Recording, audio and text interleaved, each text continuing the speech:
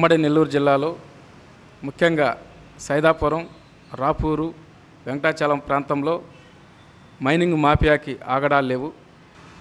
ఇప్పుడున్నటువంటి కోట ప్రభుత్వం ఏర్పడిన తర్వాత మొట్టమొదటిసారిగా ఉమ్మడి నెల్లూరు జిల్లా వ్యాప్తంగా జరిగేటువంటి మైనింగ్ మాఫియాని అరికట్టే విధంగా ఉక్కుపాదం వేసి తొక్కేశారు. అయితే కొంతమంది నాయకులు ఈ యొక్క మాఫియాకి మళ్ళా సపోర్ట్ చేస్తూ మైనింగ్ మాఫియాలో కీలకంగా పనిచేస్తున్నటువంటి కొంతమంది ధనవంతులకి మైనింగ్ మాఫియాకి కొంతమంది పొలిటికల్స్గా సపోర్ట్ ఇస్తున్నారనేది మాకు అనేక అనుమానాలు ఉన్నాయి. మైనింగ్ డిపార్ట్మెంట్ ఇచ్చినటువంటి అనుమతుల కన్నా కూడా అదనంగా వీళ్ళు తవ్వకాలు జరుగున్నాయి. మరి అక్కడ నుంచి కొన్ని వేల టన్నులు మరి క్వార్జీ కావచ్చు, గ్రానైట్ రాయి కావచ్చు, మరి కంకర మిషన్లకి వెళ్ళినటువంటి సందర్భాలు అనేక ఉన్నాయి. ఈ విషయంపై రాపూరు సర్కిల్ ఇన్స్పెక్టర్ అయినటువంటి విజయ్ కృష్ణ గారు అతను ఈ మధ్య రీసెంట్గా కొన్ని టిప్పర్లు, కొన్ని మిషన్లు సీజ్ చేసినట్లు తెలిసింది.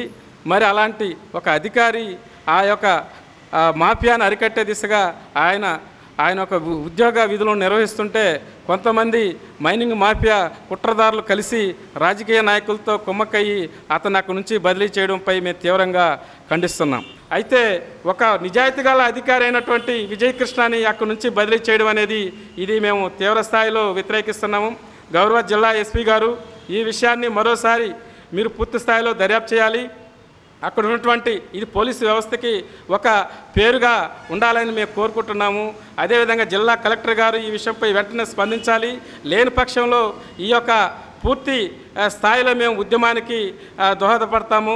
మరి ఆ గ్రామాల్లో మేము మళ్ళా గతంలో చేసినట్టు దళితాత్మ బంధు యాత్ర ప్రారంభిస్తాము.